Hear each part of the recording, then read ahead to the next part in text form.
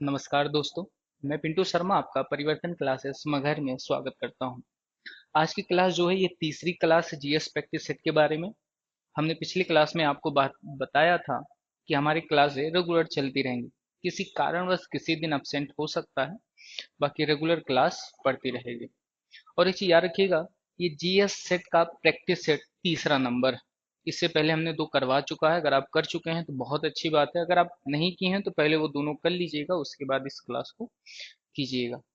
Practice set ये कब तक चलेगा सर? तो ये प्रैक्टिस सेट जब तक यूपी पुलिस में आए हुए सारे जीएस सेट कंप्लीट नहीं हो जाते। जैसे 17 फरवरी में 2 सेट हुआ था और 18 फरवरी 2024 में 2 सेट हुआ था। इन 4 सेटों में जो जीएस पूछा गया था और यूपी में जीएस कैसा पूछता है, ये हम आने वाले कई सेटों में करते रहेंगे जब तक यूपी पुलिस का एग्जाम नहीं हो जाता। कुछ एक्सपेक्टेड जीएस भी अदर स्टेट में कैसे पूछे गए थे, आप ये मान के चलिए कि मैं अपने प्रैक्टिस सेट से 37 में से 25-26 क्वेश्चन बड़े आराम से ही आपको दिखा दूंगा जिस दिन एग्जाम होगा।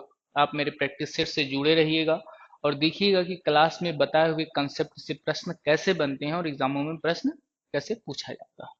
चलिए क्लास शुरू किया जाए। पहला प्रश्न क्या कह रहा है, ध्यान से समझिए और इसका जवाब दीजिए। 17 फरवरी की मॉर्निंग का पहला शिफ्ट है और एक चीज याद रखिएगा, 20 क्वेश्चन का ये प्रैक्टिस सेट है जो एग्जाम में आया हुआ है। यहाँ पर सारा डेट लिखा हुआ मिलेगा। आप अंत में कमेंट बॉक्स में जरूर बताइएगा कि आपका कितना प्रश्न सही हो। देखा जाए प्रश्न क्या कह रहा है। विश्व स्वास्थ्य संगठन, जिसे डब्ल्यूएचओ भी कहा जाता है, मुख्यालय निम्नलिखित में से किस स्थान पर है? क्या रखेंगे? जिनेवा में। अच्छा, बात करें डब्ल्यूएचओ की स्थापना कब हुआ। इसकी स्थापना कब हुआ? तो इसकी स्थापना हुआ 7 अप्रैल 1948 में। और याद रखेंगे, ये जो 7 अप्रैल है, 7 अप्रैल को विश्व स्वास्थ्य दिवस भी मनाते हैं। पेपर में कई बार प्रश्न बना है कि विश्व स्वास्थ्य दिवस कब मनाया जाता है। तो 7 अप्रैल को हर वर्ष विश्व स्वास्थ्य दिवस मनाया जाता है। चलिए ये इधर आया जाए। अगर आपसे एग्जाम में प्रश्न पूछ ले कि चलिए बताया कि ये जो दिया हुआ है, ब्रुसेल्स बेल्जियम में किसका मुख्यालय है? ब्रुसेल्स बेल्जियम में किसका मुख्यालय है? तो यहाँ पर आप याद रखेंगे नाटो का मुख्यालय है। किसका? नाटो का। पूरा फुल फॉर्म क्या होता है इसका? North Atlantic Treaty Organization. इसकी स्थापना हुआ था 4 अप्रैल 1949 में। इसी ब्रुसेल्स बेल्जियम में यूरोपीय संघ का मुख्यालय है। किसका मुख्यालय है? यूरोपीय संघ, यूरोपीय यूनियन यानी यूरोपीय संघ का मुख्यालय है। और यूरोपीय संघ कब बना था? तो याद रखेंगे 1958 में यूरोपीय संघ बना था। बात करें पेरिस में किसका मुख्यालय है? पेरिस के फ्रांस में। तो पेरिस में फ्रांस में आप याद रखेंगे यूनेस्को का मुख्यालय। पेपर में सबसे ज्यादा पूछा गया कोई मुख्यालय है तो ये यूनेस्को। यूनेस्को का मुख्यालय कब है, कहाँ है? तो पेरिस के फ्रांस में। अच्छा, इसके अलावा अगर आप ध्यान दें कि कौन कौन से मुख्यालय पेपर में सबसे ज्यादा पूछे जाते हैं, तो जैसे आप बता सकते हैं कि सार्क का मुख्यालय कहाँ पर है? सार्क का मुख्यालय कहाँ पर है? आप बता सकते हैं। बिस्पेक का मुख्यालय कहाँ पर? इसके अलावा अगर बात करें तो विश्व बैंक का मुख्यालय कहाँ पर है? विश्व बैंक का मुख्यालय कहाँ पर है? अंतर्राष्ट्रीय मुद्रा कोष का मुख्यालय कहाँ पर है? अंतर्राष्ट्रीय मुद्रा कोष का मुख्यालय कहाँ पर है? बात कर दे अंतर्राष्ट्रीय सौर संगठन का मुख्यालय कहाँ पर है? अंतर्राष्ट्रीय सौर संगठन का मुख्यालय कहाँ पर है? और इसके अलावा बात करें न्यू डेवलपमेंट बैंक का मुख्यालय कहाँ पर है? न्यू डेवलपमेंट बैंक का मुख्यालय कहाँ पर है? चलिए देखते। सबसे पहले सार्क का जो स्थापना हुआ वो हुआ 1985 में और इसका मुख्यालय है काठमांडू। कहाँ पर है? काठमांडू। काठमांडू कहाँ पे पड़ता है? नेपाल में पड़ता है। बिम्स्टेक की स्थापना हुआ 1997 में और इसका मुख्यालय है ढाका। ढाका कहाँ पे पड़ता है? बांग्लादेश। इसमें से कोई एक आप बताएंगे, बाकी सारी चीजें मैं आपको बताऊं। जैसे बता दें, न्यू डेवलपमेंट, इसकी स्थापना हुआ 2014 में और इसका मुख्यालय कहाँ पर है? संघाई। संघाई कहाँ पड़ता है? चीन में। अंतर्राष्ट्रीय सौर गठबंधन, इसकी स्थापना हुआ 2015 में और इसका मुख्यालय कहाँ पर है? गुरुग्राम। गुरुग्राम कहाँ पड़ता है? हरियाणा में। अंतर्राष्ट्रीय मुद्रा कोष की स्थापना हुआ 1945 में और इसका मुख्यालय है वाशिंगटन डीसी। मुख्यालय कहाँ पर है? वाशिंगटन डीसी, अमेरिका में पड़ता है। विश्व बैंक का स्थापना 1945 में, और ये आपके लिए मैं होमवर्क में दे रहा हूं कि आप बताइए कि इसका मुख्यालय कहाँ पर है। इसके बाद आगे चला जाए कि अगला प्रश्न क्या कह रहा है। अगला प्रश्न ध्यान से, अंगूर की खेती, बात ध्यान समझ। ये एग्जाम में कब प्रश्न आया अंगूर की खेती वाला? ये 17 फरवरी के शिफ्ट पहले में आया। अंगूर की खेती, उपज और कटाई निम्नलिखित में से किस नाम से जाना जाता है? यानी वो शाखा है जिस शाखा में अंगूर की खेती की जाती है। तो अंगूर की खेती किस में बोलते हैं? ऑप्शन है वीटी कल्चर। अच्छा, बात करें पीसी कल्चर में क्या होता है? मत्स्य उत्पादन होता है। मत्स्य उत्पादन। पीसी कल्चर में क्या होता है? मत्स्य उत्पादन होता है। हॉर्टिकल्चर में क्या होता है? पृथ्वी का अध्ययन किया जाता है। पृथ्वी का अध्ययन। पृथ्वी का अध्ययन। या फिर ऑप्शन में कभी कभी मिल जाता है उद्यान विज्ञान का अध्ययन किसमें किया जाता है? तो उद्यान विज्ञान का अध्ययन किया जाता है हॉर्टिकल्चर में किया जाता है। सेरीकल्चर में किसके किया जाता है?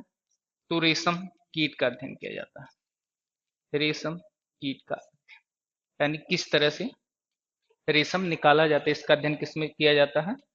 सेरी कल्चर में किया जाता है। अच्छा, कुछ चीजें अगर आप ध्यान दें जो एग्जाम में पूछी जाती हैं। विज्ञान की विभिन्न शाखाएं, विज्ञान की विभिन्न शाखाएं, विभिन्न शाखाएं, पेपर में सबसे ज्यादा अगर कोई पूछा जाता है तो यही है, विज्ञान की विभिन्न शाखाएं। आप बताइए कि किस शाखा में कौन सा मिलता है। जैसे बात बताए, बताए हिप्नोलॉजी में क्या होता है? हिप्नोलॉजी में, हिप्नोलॉजी में क्या होता है? हिप्नोलॉजी में, उसके बाद आ जाए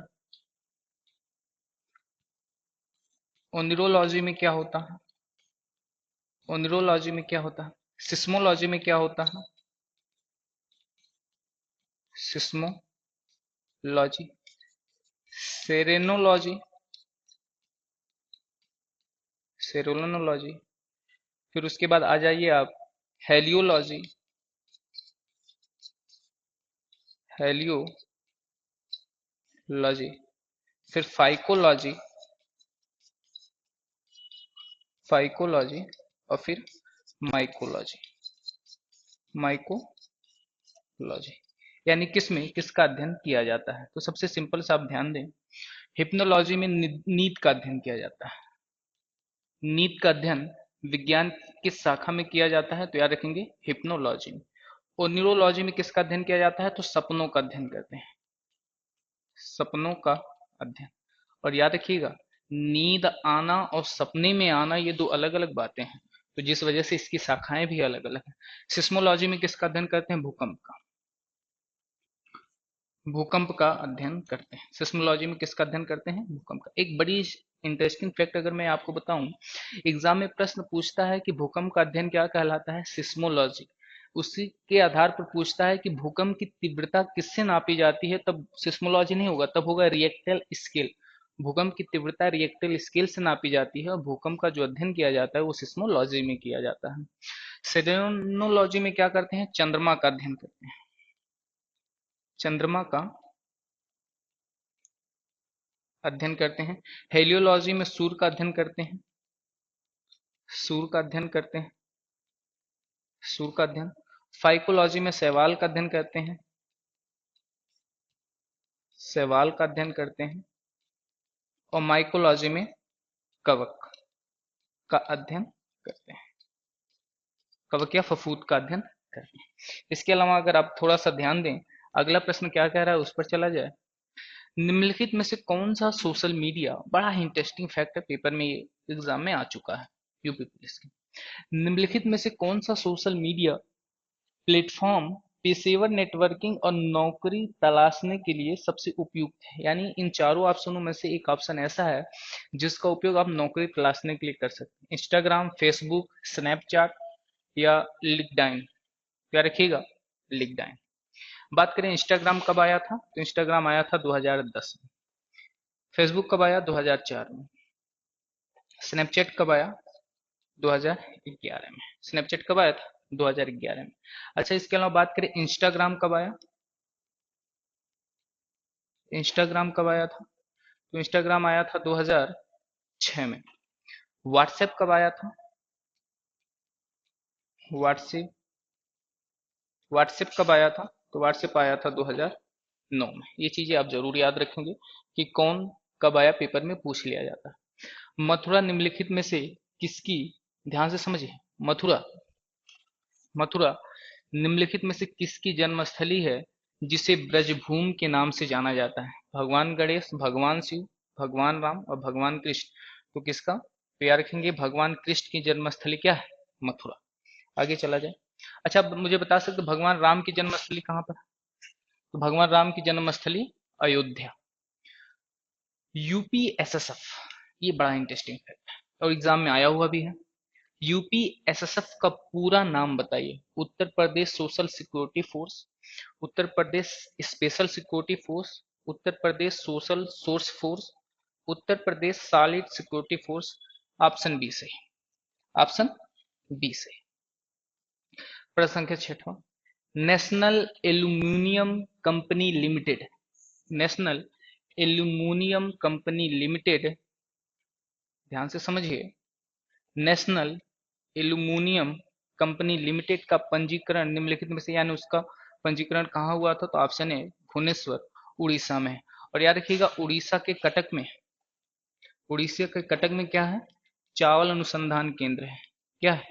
चावल अनुसंधान केंद्र। उड़ीसा के कटक में चावल अनुसंधान केंद्र। लेकिन जब आपसे पूछ ले अंतर्राष्ट्रीय चावल अनुसंधान केंद्र कहाँ पर है, तब आप जवाब क्या देंगे? कमेंट बॉक्स में बताइए। अंतर्राष्ट्रीय चावल अनुसंधान केंद्र, अंतर्राष्ट्रीय चावल अनुसंधान केंद्र कहाँ पर है?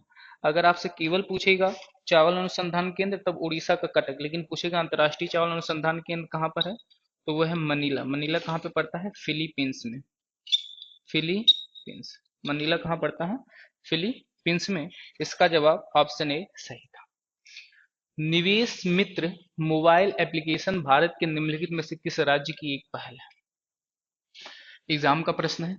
निवेश मित्र, ये जो मोबाइल एप्लीकेशन यानी मोबाइल ऐप है, भारत के किस राज्य का है? Option B Uttar Pradesh. उत्तर प्रदेश की कुछ योजना है, कॉपी पे नोट कीजिएगा, जो पेपर में खूब पूछी जाती है। कौन सी योजना है? एक योजना उत्तर प्रदेश की श्रमिक बाल योजना। कौन सी योजना? श्रमिक बाल योजना। श्रमिक बाल योजना। दूसरी योजना है जो बहुत फेमस है, पंचामृत योजना।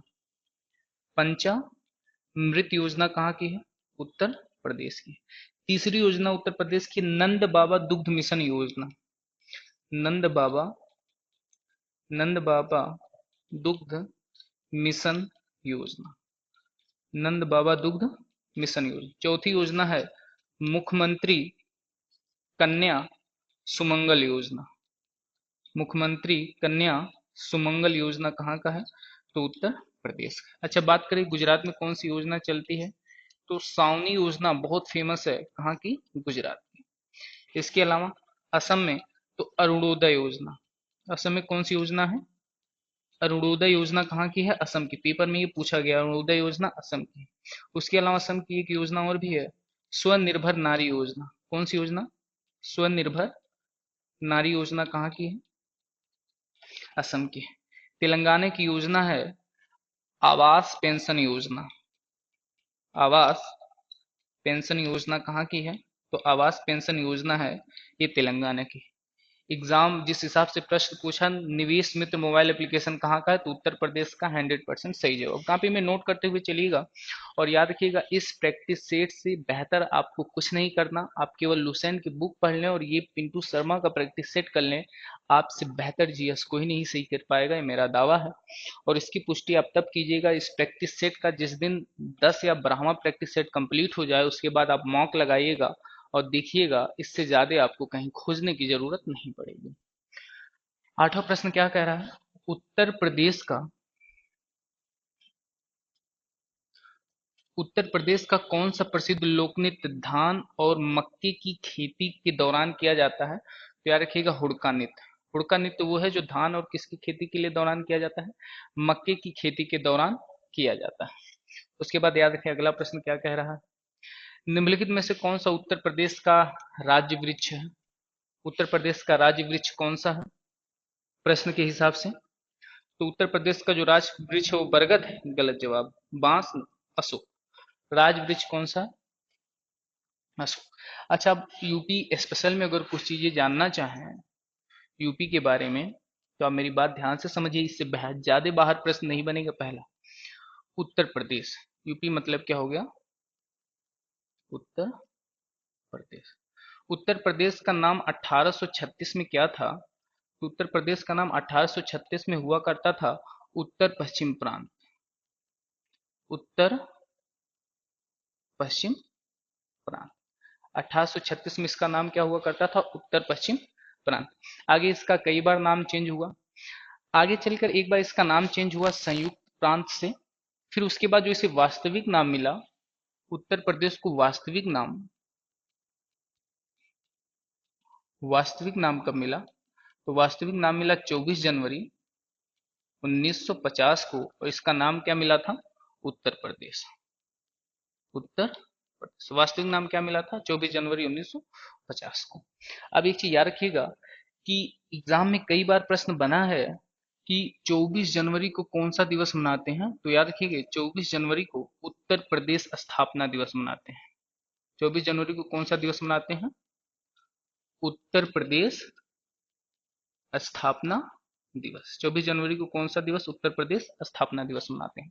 अच्छा, बात करो उत्तर प्रदेश की राजधानी कब कब रही? उत्तर प्रदेश की राजधानी,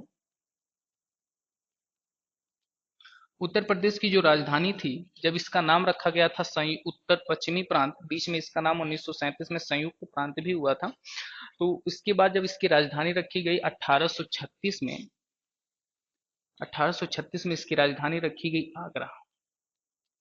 राजधानी आगरा। ठीक 22 साल बाद 1858 में इसकी राजधानी प्रयागराज। राजधानी कहाँ आई? प्रयागराज। फिर 1920 में इसकी राजधानी आई लखनऊ। इसकी राजधानी कहाँ आई? लखनऊ। लेकिन लखनऊ जो आई थी वो आंशिक रूप से आई थी। आंशिक रूप का मतलब कि अगर लखनऊ राजधानी सेट हो जा रही है तो यहीं रखा जाएगा, वरना फिर राजधानी बदला जाएगा। और आगे चलकर 1935 में राजधानी लखनऊ हुई, और यहीं से उत्तर प्रदेश की लखनऊ राजधानी पूर्णतः घोषित कर दिया गया। और एग्जाम में कई बार प्रश्न बना है कि उत्तर प्रदेश की राजधानी लखनऊ किस वर्ष घोषित हुआ था? तो याद रखिएगा, 1935 में उत्तर प्रदेश की राजधानी लखनऊ घोषित किया गया था। अच्छा, इसके अलावा अगर बात करें उत्तर प्रदेश की भाषा क्या है, उत्तर प्रदेश की राजभाषा क्या है? तो उत्तर प्रदेश की जो राजकीय भाषा है, राजभाषा तो देश का होगा, उत्तर प्रदेश की जो राजकीय भाषा है, याद रखेंगे उत्तर प्रदेश की राजकीय भाषा का नाम है हिंदी। उत्तर प्रदेश की राजकीय भाषा हिंदी। ये 1947 में घोषित किया गया था। और लिपि कौन सी है? देवनागरिक लिपि है। लेकिन बात करें राजकीय भाषा हिंदी को कब कार्यालयी भाषा घोषित किया गया था, यानी उत्तर प्रदेश की राजकीय भाषा हिंदी को कार्यालयी भाषा कब घोषित किया गया था? तो 1968 में किया गया था। बात करें राजकीय भाषा, अगर पहली हिंदी है तो दूसरी राजकीय भाषा कौन सी है? तो दूसरी राजकीय भाषा है उर्दू, जिसे 1989 में घोषित किया गया था। इसके अलावा अगर आप थोड़ा सा ध्यान दें तो राजकीय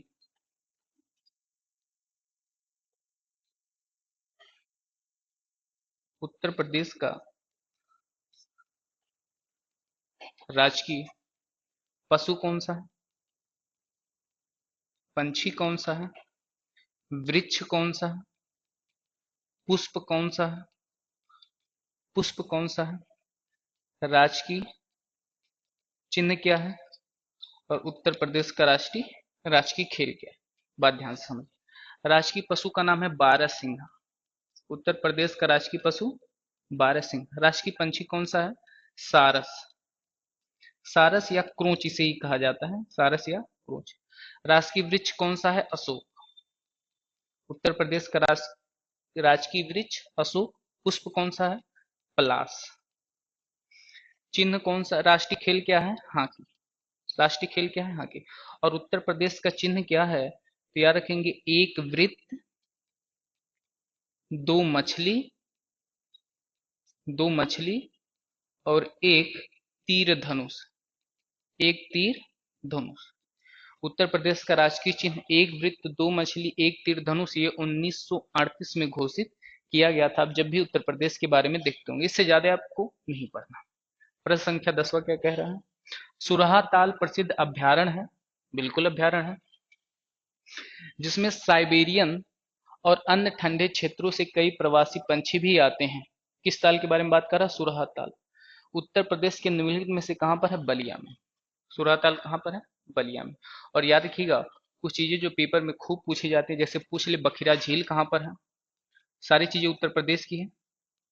उत्तर प्रदेश में पूछ ले बखिरा झील कहां पर है। तो याद रखेंगे, अगर बखिरा झील के बारे में बात करेगा तो बखिरा झील आपका पड़ता है संत कबीर नगर में।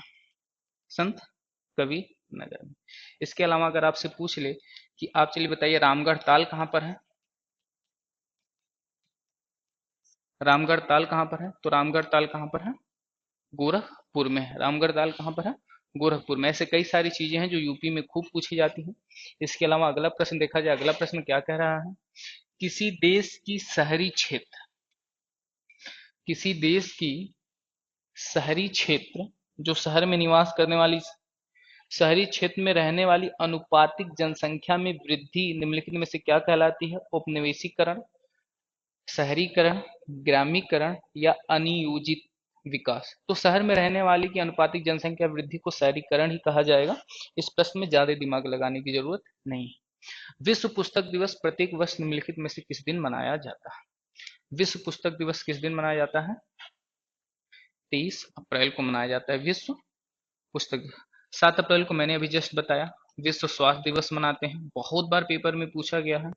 7 अप्रैल को विश्व स्वास्थ्य दिवस मनाते हैं। 25 जून को संविधान हत्या दिवस मनाया जाएगा। 25 जून को संविधान हत्या दिवस मनाया जाएगा। अब कुछ दिवस जो पेपर में खूब पूछे गए हैं एग्जामों में, वो दिवस कौन से, अगर आप थोड़ा सा ध्यान दें। जैसे पूछ ले, राष्ट्रीय बालिका दिवस कब मनाते हैं? राष्ट्रीय बालिका दिवस, आप साथ में जवाब देते हुए चलेंगे। राष्ट्रीय बालिका दिवस कब मनाते हैं? फिर इसके बाद अगर पूछ ले आप, विश्व हिंदी दिवस कब मनाते हैं? विश्व हिंदी दिवस कब मनाते हैं? विश्व आर्द्रभूमि दिवस कब मनाते हैं? विश्व आर्द्र भूमि दिवस कब मनाते हैं? बात करें और भी आगे, राष्ट्रीय महिला दिवस कब मनाते हैं? राष्ट्रीय महिला दिवस कब मनाते हैं? अंतर्राष्ट्रीय महिला दिवस कब मनाते हैं? 1 मिनट रुकिए, दोनों एक ही महीने में हो जाएंगे, थोड़ा सा प्रश्न बदला जाए। राष्ट्रीय महिला दिवस बात करें, विश्व पर्यावरण दिवस कब मनाते हैं? विश्व जल दिवस कब मनाया जाता है? विश्व जल दिवस कब मनाया जाता है? विश्व पृथ्वी दिवस कब मनाते हैं? विश्व पृथ्वी दिवस कब मनाते हैं? और जैव विविधता दिवस कब मनाते हैं? कौन सा दिवस?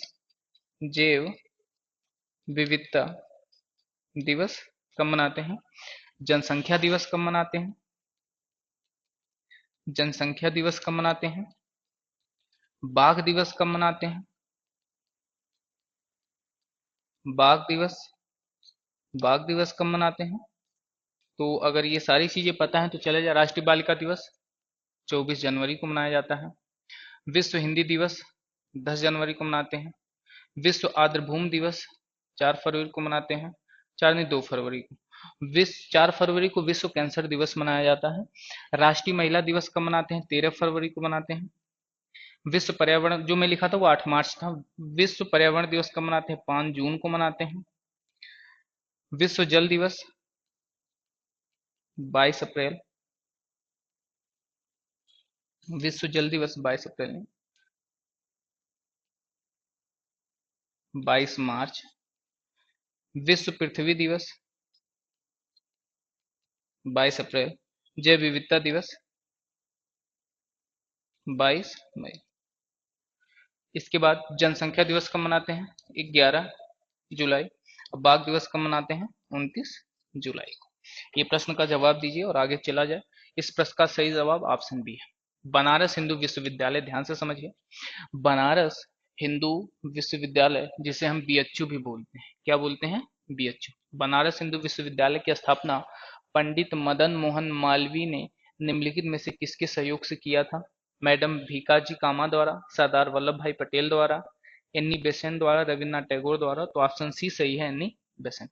अच्छा, बात करें बीएचयू की स्थापना कब हुआ? स्थापना इंग्लिश में बोलते हैं बनारस हिंदू यूनिवर्सिटी, बनारस हिंदू विश्वविद्यालय। इसकी स्थापना हुआ 1916 में, पंडित मदन मोहन मालवीय और एनी बेसेंट द्वारा किया गया। अच्छा, बात करें मदन मोहन मालवीय को भारत रत्न कब दिया गया? मरणोपरांत मिला था। मदन मोहन मालवीय को भारत रत्न कब मिला? तो 2014 में इन्हें क्या दिया गया था? भारत रत्न। 2014 में क्या दिया गया? भारत रत्न दिया गया। भारत रत्न की शुरुआत 1954 में हुआ था। बात करें रविन्द्रनाथ टैगोर, रविन्द्रनाथ टैगोर को पूछता है जन्म स्थली कहाँ पर है? तो रविन्द्रनाथ टैगोर का जो जन्म हुआ था वो जन्म हुआ 1861 में, और ये जन्म हुआ था कहाँ पर? पश्चिम बंगाल में।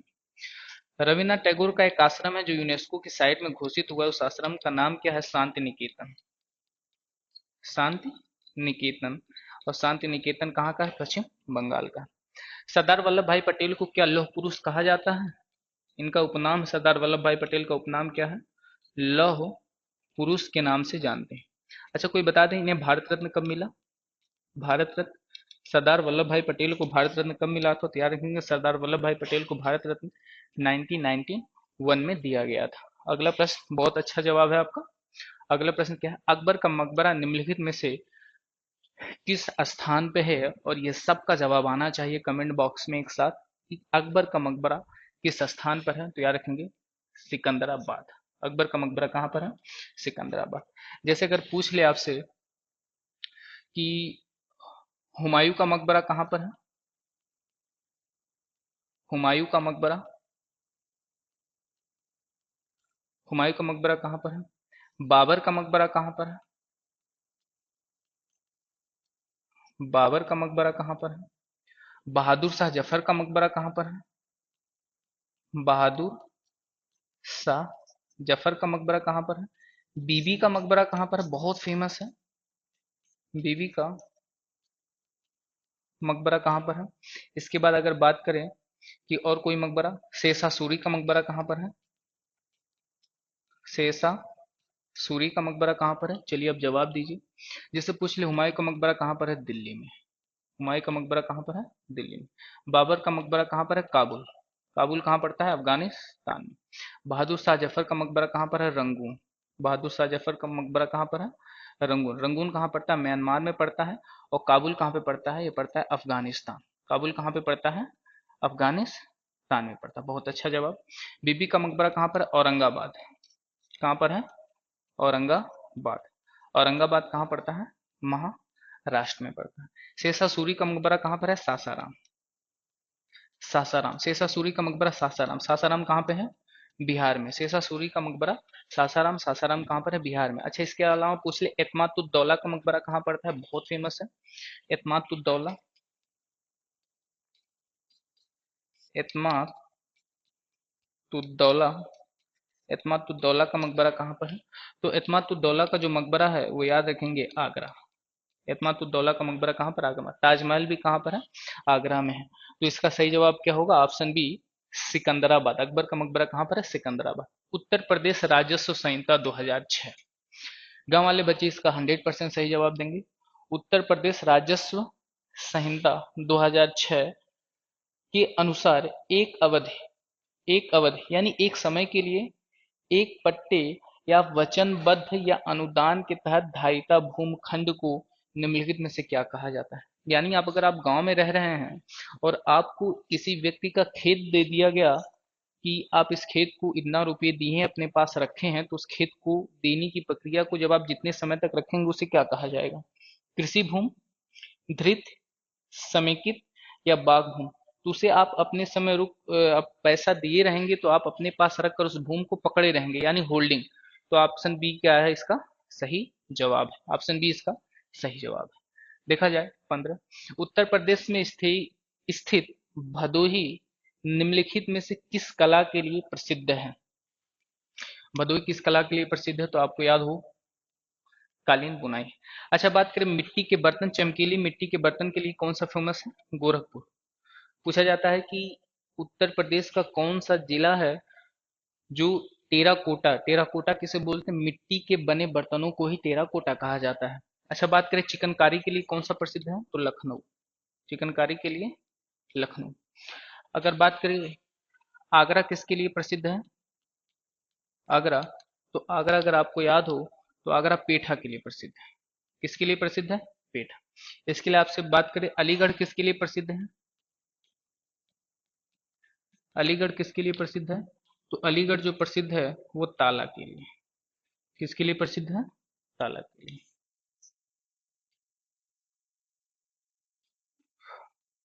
अलीगढ़ ताला के लिए प्रसिद्ध है। अब बात करें कानपुर। एक है कानपुर नगर और एक है कानपुर देहात। एक है कानपुर नगर और एक है कानपुर देहात। अब बात करें कानपुर नगर किसके लिए फेमस है? तो जो कानपुर नगर है ये चमड़ा के लिए फेमस है। किसके लिए फेमस है कानपुर नगर? तो ये किसके लिए फेमस है? चमड़ा के लिए। ये चमड़ा के लिए। लेकिन कानपुर जो देहात है ये जस्ता के लिए फेमस है। किसके लिए? जस्ता के लिए। सबसे फेमस जो अब संत कबीर नगर किसके लिए फेमस है? संत कबीर नगर किसके लिए फेमस है? तो संत कबीर नगर जो फेमस है ये पीतल के बर्तन के लिए।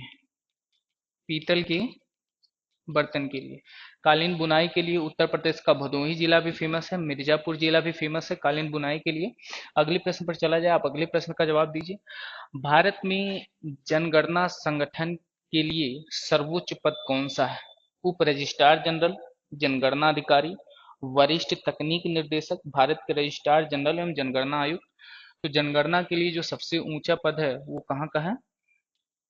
ऑप्शन डी से।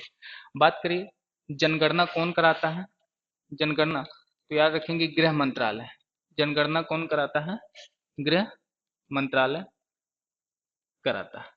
भारत की अंतिम जनगणना कब हुई थी? 2011 में भारत की अंतिम जनगणना कराई गई थी। अगर आप मुझे बता पाए, मैंने अभी इससे पहले प्रैक्टिस सेट में पूछा था कि भारत की पहली जनगणना किस शहर में हुई थी और कब हुई थी, ये कमेंट बॉक्स में आप तुरंत छाप दीजिए।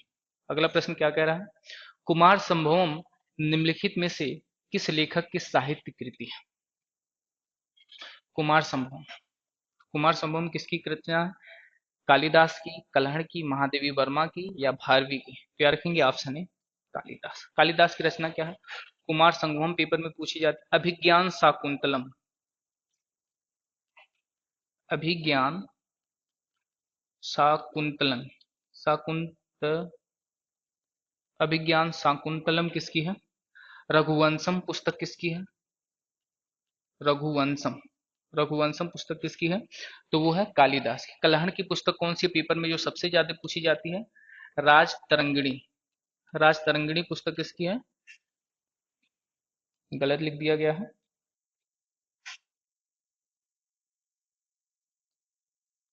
राज राज तरंगिणी कलहड़ की है। महादेवी वर्मा की आप पुस्तक का नाम जानते होंगे, यमा। यमा के लिए इन्हें 1982 में कौन सा पुरस्कार मिला था? क्या रखेंगे? ज्ञानपीठ पुरस्कार। ज्ञानपीठ पुरस्कार। यमा के लिए कौन सा पुरस्कार मिला था? ज्ञानपीठ पुरस्कार। महादेवी में महादेवी वर्मा की कुछ रचनाएं जैसे यमा, गिल्लू, गिल्लू, दीप शिखा, दीप शिखा, ये किसकी रचना है? महादेवी वर्मा की है। आगे चला जाए। अच्छा, अगर बात करें कुछ रचनाओं के बारे में, तो जैसे आप मुझे बता सकते हैं सिक्स मशीन किसकी पुस्तक है? सिक्स मशीन, सिक्स मशीन किसकी पुस्तक है? तो जो सिक्स मशीन पुस्तक है, ये पुस्तक है क्रिस गेल की। किसकी पुस्तक है? क्रिस गेल की। बात करें बिलीव किसकी पुस्तक है? बिलीव किसकी पुस्तक है? तो जो बिलीव पुस्तक है, ये पुस्तक है सुरेश रैना की। किसकी है? सुरेश रैना। एक बात करें The Race of My Life पुस्तक किसकी है? The Race of My Life, The Race of My Life पुस्तक किसकी है? बात करें गोल पुस्तक किसकी है? गोल पुस्तक किसकी है? इसके अलावा बात करें, अगर आप बता पाए इतनी पुस्तक बताइए किसकी पुस्तक है। जैसे The Race of My Life पुस्तक है मिल्खा सिंह की। किसकी है? Milkha Singh. The Race of My Life पुस्तक मिल्खा सिंह। गोल पुस्तक किसकी? मेजर ध्यानचंद की। मेजर ध्यानचंद की। उसके अलावा बात करें अगली पुस्तक कौन सी है, तो एक पुस्तक है, अगर आप बता पाए, माइंड मास्टर। माइंड मास्टर पुस्तक किसकी है? तो जो माइंड मास्टर पुस्तक है, माइंड मास्टर पुस्तक है ये विश्वनाथन आनंद की। किसकी? विश्वनाथन आनंद की। माइंड मास्टर पुस्तक किसकी? विश्वनाथन आनंद की।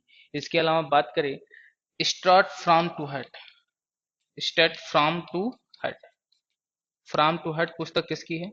ये पुस्तक है कपिल देव की। स्टेट फ्रॉम टू हट पुस्तक किसकी है? कपिल देव, कपिल देव की। गेम चेंजर पुस्तक किसकी है? गेम चेंजर, गेम चेंजर पुस्तक किसकी है? तो गेम चेंजर जो पुस्तक है ये है शाहिद अफरीदी की। शाहिद अफरीदी, शाहिद अफरीदी। कंट्रोवर्शियल योर पुस्तक किसकी है? शोएब अख्तर की। ये सारी पुस्तकें आप याद रखेंगे, पेपर में खूब पूछी जाती हैं, और खास करके यूपी पुलिस जैसे एग्जामों में तो यह पुस्तक तहलका मचाती है। अगला पुस्तक क्या कह रहा है, अगर आप ध्यान दें, किस राज्य के कुछ हिस्सों में 400 वर्ष पहले नहर सिंचाई की एक स्थानीय प्रणाली विकसित हुई थी, जिसे कुल्ह कहा जाता है? जिसे क्या कहा जाता है? कुलह कहा जाता है। ये एग्जाम में आया हुआ प्रश्न था, आप ही के एग्जाम में, यूपी पुलिस के एग्जाम में आया था, कुलह कहा जाता था। इसका सही जवाब क्या होगा? हिमाचल प्रदेश। अगर आप चैनल पर पहली बार आए हैं तो सब्सक्राइब करके जरूर जाइए। बार बार ये चीजें आपको किसी और क्लासों पर नहीं मिल सकती। और याद रखिएगा, सबसे बेस्ट और सबसे अच्छा अगर कहीं क्लास मिलेगा आपको तो परिवर्तन क्लासेस, क्योंकि यहाँ पर सारी चीजें प्रीवियस ईयर करवाई जाती हैं। आ जाइए अगले प्रश्न। बैला डीला की पहाड़ी क्या कह रहा है? बैला डीला की पहाड़ी जो बैल के ऊबड़ की तरह दिखती है, पहाड़ी की यह श्रृंखला भारत के निम्नलिखित में से किस राज्य में है? केरल, छत्तीसगढ़, कर्नाटक। तो कहां पर है? छत्तीसगढ़ में। चलिए कुछ प्रश्न जो पेपर में खूब पूछे जाते हैं और बच्चे उसे गड़बड़ करते हैं। बात करें भारत की सबसे ऊंची चोटी कौन सी है? भारत की सबसे ऊंची चोटी, भारत की सबसे ऊंची चोटी कौन सी है? इसके अलावा एक प्रश्न और भी पूछता है, प्रायद्वीपीय भारत की सबसे ऊंची चोटी कौन सी है? प्रायद्वीपीय भारत, या तो आपसे पूछ लेगा दक्षिण भारत। प्रायद्वीपीय भारत या दक्षिण भारत की सबसे ऊंची चोटी, सबसे ऊंची चोटी। नीलगिरी पर्वत की सबसे ऊंची चोटी, नीलगिरी पर्वत की सबसे ऊंची चोटी का नाम क्या है? इसके अलावा अगर आपसे बात करें, क्या आप मुझे बता सकते हैं मध्य प्रदेश की सबसे ऊंची चोटी कौन सी है? मध्य प्रदेश की सबसे ऊंची चोटी। राजस्थान की सबसे ऊंची चोटी, राजस्थान की सबसे ऊंची चोटी कौन सी है? और एक चीज याद रखिएगा, पूर्वी घाट की सबसे ऊंची चोटी कौन सी है? पूर्वी घाट की सबसे ऊंची चोटी कौन सी है? चलिए देखा जाए। भारत की सबसे ऊंची चोटी है केटू, जिसे गाडविन आस्टविन कहा जाता है। जब ये ऑप्शन में नहीं मिलेगा तब आप कंचनजंगा मारिएगा। इसकी जो ऊंचाई है वो 4611 मीटर। प्रायद्वीपीय भारत या दक्षिण भारत की सबसे ऊंची चोटी का नाम है अनाई मुड़ी, अनाई मुड़ी। प्रायद्वीपीय भारत या दक्षिण भारत की सबसे ऊंची चोटी अनाईमुड़ी। नीलगिरी पर्वत की सबसे ऊंची चोटी का नाम है डोडा बेटा। डोडा बेटा। मध्य प्रदेश की सबसे ऊंची चोटी का नाम है धूपगढ़ी, सतपुड़ा पर्वत पर है। धूपगढ़ी मध्य प्रदेश की सबसे ऊंची चोटी का नाम क्या है? धूपगढ़ी। राजस्थान की सबसे ऊंची चोटी का नाम है माउंट आबू। माउंट आबू। और दक्षिण भारत की सबसे ऊंची चोटी, ये मुझे आप कमेंट बॉक्स में बताएंगे ये कहां पर है। मैं आपको बस इतना सा हिंट दे देता हूं कि दक्षिण भारत की जो सबसे ऊंची चोटी है, या पूर्वी घाट की सबसे ऊंची चोटी, ये आंध्र प्रदेश में है। और कहां पर है? आंध्र प्रदेश में है। और इसकी जो ऊंचाई है वो है 1290 मीटर। आप इसे कमेंट बॉक्स में बताइए कि ये पूर्वी घाट की सबसे ऊंची चोटी कौन सी है। और याद रखिएगा, आज ये यूपी पुलिस में आए हुए 17 फरवरी के पहले शिफ्ट का क्वेश्चन है। आप इसे पढ़िएगा और देखिएगा कि इस शिफ्ट से आपके आने वाले एग्जामों में, जो सितंबर में लगभग एग्जाम होने वाला है, वो कितना बेहतर होगा। और याद रखिएगा, आज के समय में एक चीज सबसे आसान रखिएगा, भटकिएगा कम। क्योंकि भटकने से क्या होता है, जीवन में भटकाव बहुत आता है। क्योंकि एक लाइन है, बड़ी फेमस है, कि दो पल के साथी को हम सफर समझते हैं, इस कदर पुराने हैं हम नए जमाने में। एक बार फिर से सुनिएगा। दो पल के साथी को हम सफर समझते हैं, इस कदर पुराने हैं हम इस नए जमाने में। आधी उम्र गुजरी तेरे पास आने में, आधी उम्र गुजर जाएगी तुझको भुलाने में। तो मिलते हैं नेक्स्ट वीडियो में, तब तक के लिए धन्यवाद।